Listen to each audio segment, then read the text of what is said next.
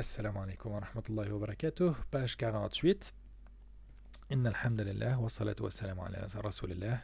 Après avoir mentionné les dépenses dans le sentier d'Allah, les aumônes, les zakats, les façons de faire, ce qui est licite et ce qui est illicite, Allah nous a parlé aussi des prêts usuraires, à combien que c'était haram et que les conséquences néfastes que ça peut avoir sur la société et sur les individus. Allah aujourd'hui nous explique comment s'endetter sans enfreindre les lois d'Allah et comment on peut faire des transactions commerciales qui sont bénéfiques à tout le monde sans toutefois transgresser les ordres d'Allah. Lecture. Ya ayyuhalladhina amanu. Oh les croyants. Donc le message s'adresse aux croyants, non pas à ceux qui vont dire que aujourd'hui on est dans un contexte autre et différent et tout. Non, Allah va nous dicter des lignes conductrices, des lignes générales qui vont faciliter le business. إذا تداينتم بدين إلى أجل مسمى فاكتبوه. Quand vous contractez une dette à échéance déterminée, mettez-la en écrit et qu'un scribe vous l'écrive. Mettez-la en écrit. Donc, si vous vous endettez d'une dette, pourquoi répéter endetter une dette? Pour faire montrer que le contrat que vous allez écrire de cette dette doit inclure une description précise de cette dette, que ce soit un montant monétaire, que ce soit une marchandise bien précisée. Mais une dette doit être à une échéance et non pas je te prête 5 000 $ et après ça, tu me rembourseras. Non. Quand est-ce que tu me rembourseras? Il faut que le contrat soit précis sur la nature du prêt et l'échéance de remboursement.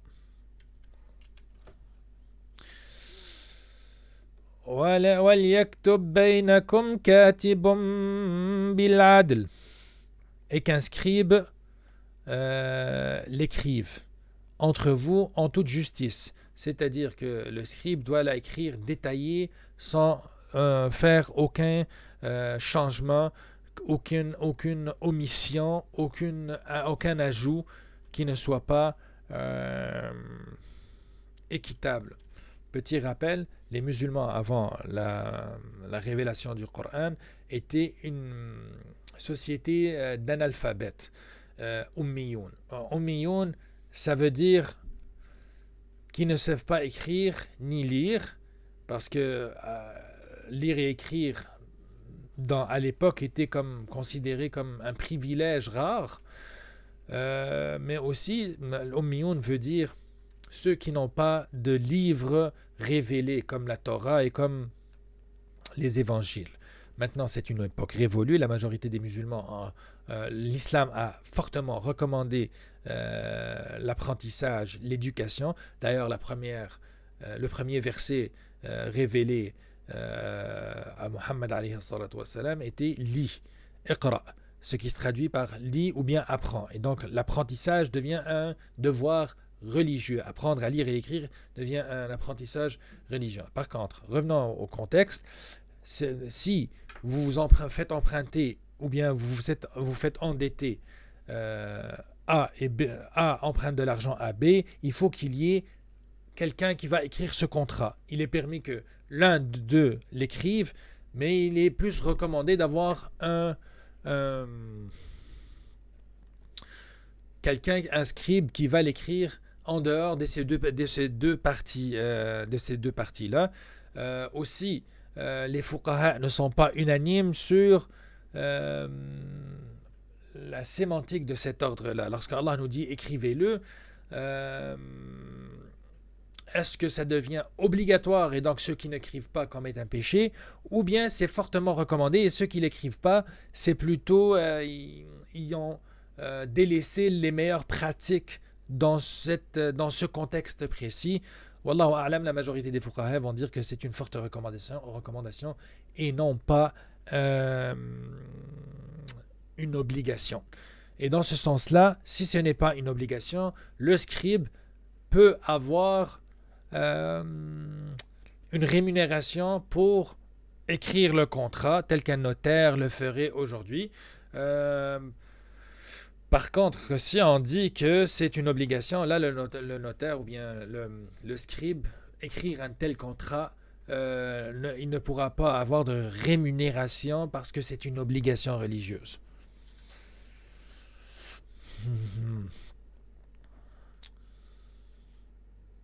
وَلْيَكْتُبْ بَيْنَكُمْ كَاتِبٌ بِالْعَدْلِ. Et qu'un scribe l'écrive entre vous avec toute justice, en toute justice. وَلَا يَأْبَ كَاتِبٌ أَنْ يَكْتُبَ كَمَا عَلَّمَهُ اللَّهُ. Un scribe n'a pas à refuser d'écrire selon ce qu'Allah lui a enseigné. Donc, le scribe n'a pas le droit de refuser, à moins qu'il n'y ait un autre scribe, quelqu'un qui sache écrire et lire présent et qui peut le faire à sa place.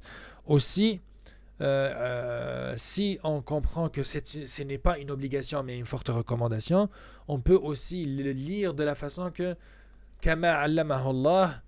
Donc il doit écrire en guise de reconnaissance et remerciement à ce que Allah lui a enseigné. Donc comme Allah lui a enseigné de lire et écrire, ceci doit lui servir comme moyen d'aider son prochain.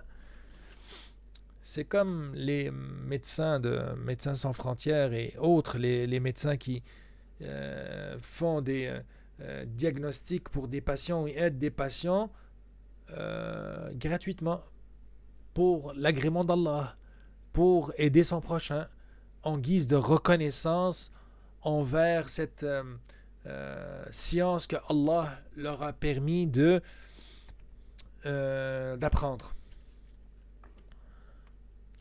فليكتب وليملل الذي عليه الحق وليتق الله ربه ولا يبخس منه شيئا.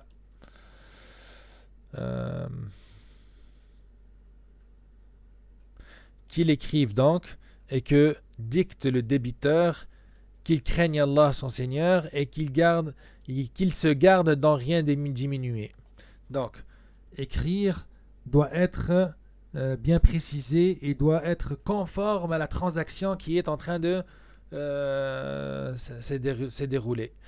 فإن كان الذي عليه الحق سفيها أو ضعيفا أو لا يستطيع أن يمله فليملل وليه بالعدل.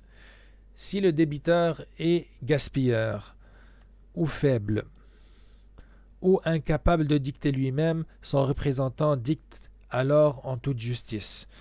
Donc, si le débiteur était gaspilleur et déclaré par un tribunal sous tutelle, ou bien, si on traduit comme safihan, c'est-à-dire fou ou incapable de réfléchir, ou da'ifan, faible, la sémantique serait ou jeune.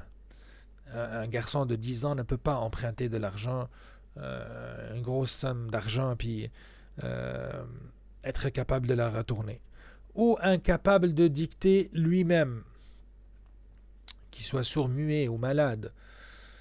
Son représentant légal dicte alors en toute justice. Bien sûr, les fuqaha vont dire que cette partie de la ayah est moins utilisée de nos jours, ou pas utilisée de nos jours, parce que ce genre de tutelle existait surtout dans une société tribale, la société arabe de l'époque. Le chef de la tribu pouvait prendre de telles mesures. Mais les fuqaha aujourd'hui ont délaissé ceci. Pourquoi ? Pour éviter tout complot ou bien toute collusion contre le débiteur, entre celui qui a la tutelle sur le débiteur et celui qui emprunte l'argent. Pour éviter qu'il y ait de l'escroquerie et l'escroquerie ou bien de la fraude, Cette ayah, c'est celle qui est la moins utilisée et qui est... cette pratique est délaissée parce que la société a changé. Non pas que les humains ont changé, mais plutôt la structure de société a changé et que c'est rare aujourd'hui de trouver quelqu'un qui est fou et que celui qui a tutelle sur lui va prendre de l'argent, emprunter de l'argent à son nom. Ça, je ne vois pas comment ça va s'appliquer, mais le texte est là.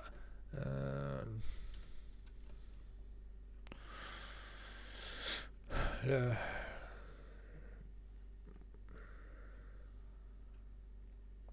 فَلْيُمْلِلْ وَلِيُّهُ بِالْعَدْلِ que son représentant dicte alors en toute justice. Donc, son représentant légal, c'est lui qui va prendre la responsabilité de dicter les termes de cette dette. وَاسْتَشْهِدُوا شَهِيدَيْنِ مِنْ رِجَالِكُمْ Faites-en témoigner par 2 témoins d'entre vos hommes. Donc, ils doivent être vos hommes, des musulmans, pour que... et aussi, ici, c'est un sujet à débat. La majorité des ulama vont vous dire qu'il est interdit qu'un non-musulman puisse témoigner contre un musulman. Dans ce contexte précis de dette et de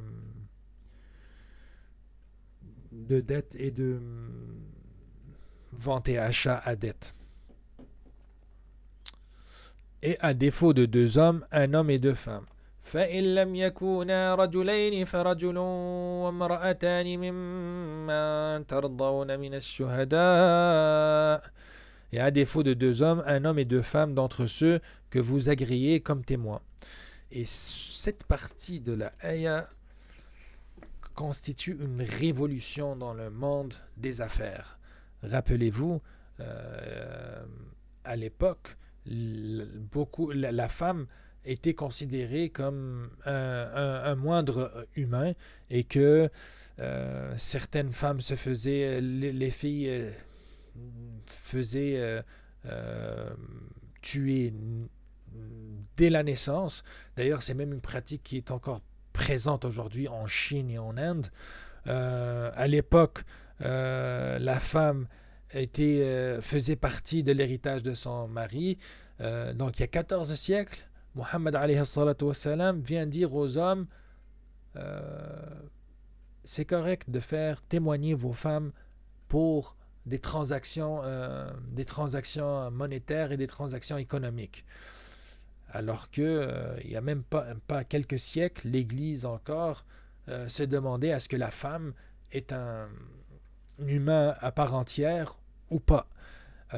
Donc l'introduction de 2 femmes dans cette transaction-là, c'est comme une forte incitation aux hommes de considérer que la femme a le droit d'avoir des biens et a le droit de participer à ce commerce. Aussi, Allah spécifie que رجل وامرأتان 2 femmes ممن ترضون من الشهداء أن تضل إحداهما فتذكر إحداهما الأخرى. Un homme et 2 femmes d'entre ceux que vous agréez comme témoins, en sorte que si l'une d'entre elles s'égare, oublie, a un doute, l'autre puisse lui rappeler et que les témoins ne refusent pas. C'est-à-dire que si une femme oublie ou bien a un doute, l'autre femme va la faire rappeler le détail qu'elle a oublié. وَلَا يَأْبَى الشُّهَدَاءُ إِذَا مَا دُعُوا. Juste avant de finir ceci, les ulama ont dit que ils ont compris que de ceci que la femme a une moindre capacité de mémoire que les hommes. Allahu a'lam. Et ils disent que c'est à cause de ça que Allah a dit un homme ou 2 hommes ou bien un homme et 2 femmes. Allah seul sait c'est quoi la capacité mentale et de mémoire de chacun d'entre nous. Mais le verset est bien présente la raison pourquoi que ces deux femmes, c'est an tadilla ihdahuma, si l'une d'entre elles s'égare. Et ça a été compris comme se trompe, ou plutôt oublie ou bien a un doute sur un tel détail. Fatudhakkira ihdahuma al-ukhra, et donc l'une d'entre elles rappellera l'autre puisse lui rappeler. Wallahu a'lam. ولا يأبى الشهداء إذا ما دعوا, et que le témoin ne refuse pas quand ils sont appelés à témoigner et appelés à donner leur témoignage.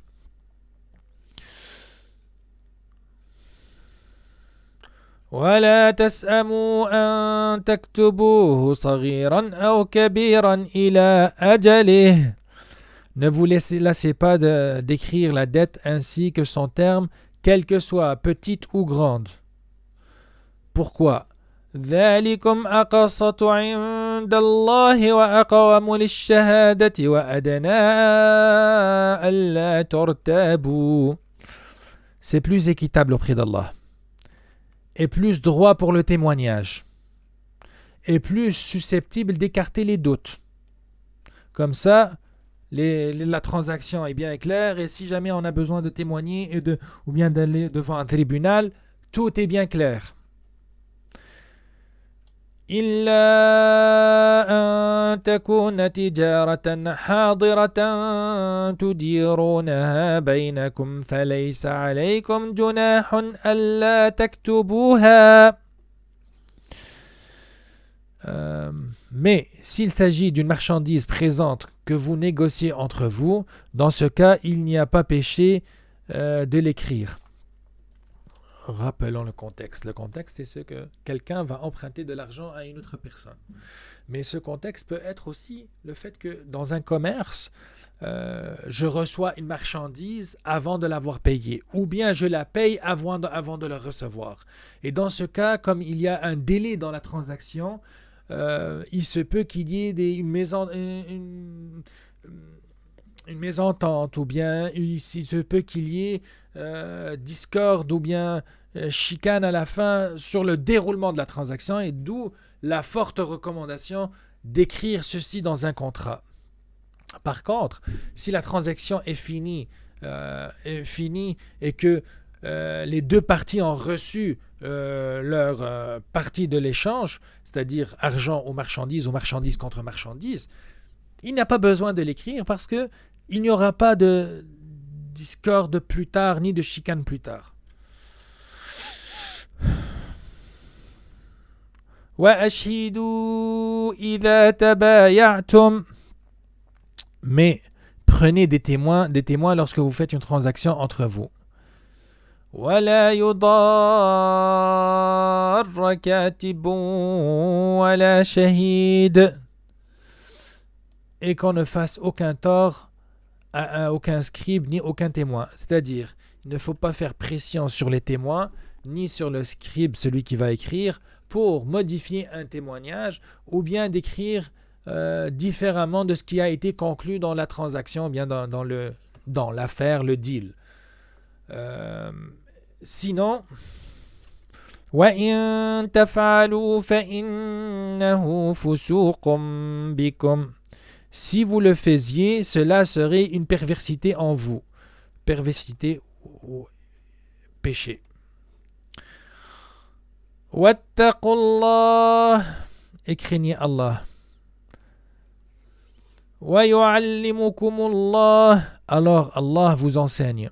Donc si vous craignez Allah, Allah vous enseigne. Allah va vous guider dans le droit chemin. Allah va faire que vos affaires soient plus exactes et que vous allez apprendre à bien gérer vos biens. Et Allah va vous apprendre de toute bonne science. On va le voir plus tard que craindre Allah ou bien la piété facilite l'apprentissage, et Allah nous apprend des choses qui nous sont bénéfiques. Wallahu bi kulli shay'in alim. Et Allah est omniscient, Allah c'est tout. Puisse Allah accepter cet effort modeste de traduire cette ayah. Bien sûr, il y a beaucoup d'autres aspects que j'ai pas mentionnés. Puisse Allah accepter. Wassalamu alaikum wa rahmatullahi wa barakatuh.